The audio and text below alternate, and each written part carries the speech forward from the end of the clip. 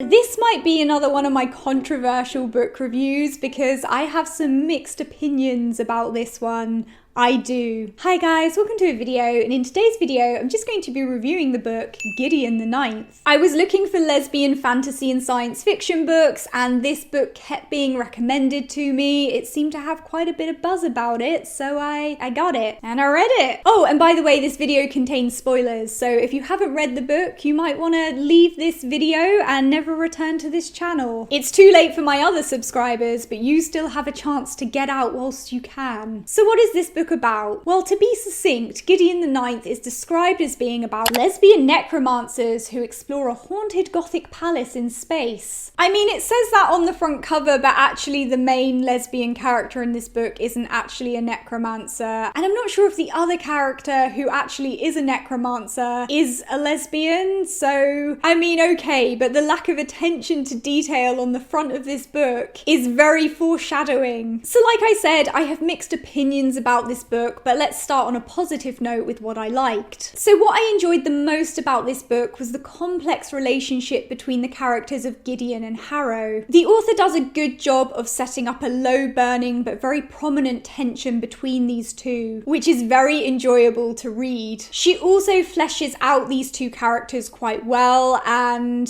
they feel like actual people. Now, I suspected as I was reading the book that these two would kind of follow an enemies to lovers arc. I don't know if lovers is the correct word, but their relationship certainly deepens and becomes much more complex as the novel progresses. Yeah, I mean, there's certainly not any full-blown romance which happens between them, and I did feel a little bit let down by that. I did. Because whilst this book has a lesbian protagonist, I think labeling this book as a lesbian book creates a certain expectation which the book just doesn't provide for. I don't think all lesbian books have to revolve around a romantic relationship. I think it's perfectly valid to just have a book with a lesbian character in. I think that's fine. But the author sets up this huge opportunity and then just doesn't go through with it, and I'm not sure why she did that. In any case, it's very easy to get invested in the relationship between Gideon and Harrow, and I have to say this is definitely the best part of this book. It's also refreshing to read fantasy and science fiction books which are female-centric, and that also includes lesbian characters. So the book definitely has some positive aspects to it. Okay, so moving on to what I didn't like about this book. Here we go. First of all, the writing was very hit and miss for me. Now, I'm aware that this novel is a young adult novel, so I'm aware that this novel was aimed at a younger demographic. That being said, I just found the writing so juvenile in places. I don't feel like just because you're writing for a younger audience that the writing has to be immature. Like, the author would just randomly chuck in the words bitch and ass to the point where I was rolling my eyes. And the author wouldn't only use those words for dialogue, she would also chuck that in while she was narrating the story or describing something. Yeah, it was quite distracting when the author would be describing a location in the book normally, and then she would just suddenly refer to like a chair or a wall as a broken ass chair or a broken ass wall. And I just felt like I was reading a book written by somebody who was either very young or very influenced by pop culture. You know, just like trying to be relatable to a younger audience with like cool speak. I don't know, it just felt a bit forced and reminiscent of like bad fan fiction. Also, for about 50% of the time that I was reading this book, I really didn't have any idea what was actually going on. It's like the author produced this whole world that only she understood, and the reader was expected to kind of jump in and understand what was going on without adequate description or information. At first, I thought this might just have been me not absorbing the details properly, but a lot of other people who have reviewed this book have critiqued the world building and the shaky plot lines. And yeah, I just feel the same way. I think the author just kind of plowed ahead with what was going on inside of her head without bothering to stop and think about how it would be translated to the reader. All that said, it's certainly not the worst worst book I've ever read. And it does offer something different to lesbian and queer readers. Also, I feel like a lot of what I've critiqued could be forgiven if you are really into what this book is offering. But I just wasn't, and I think that's why my review is quite negative. But honestly, so many people love this book, so at the end of the day, it just comes down to personal taste. I think this book's popularity lies in the protagonist that she created and the representation that this book offers. And that's perfectly valid. Okay guys, if you've read Gideon the Ninth, let me know what you thought of it down in the comments section. Don't forget to subscribe for instant disappointment, and I'll see you guys soon.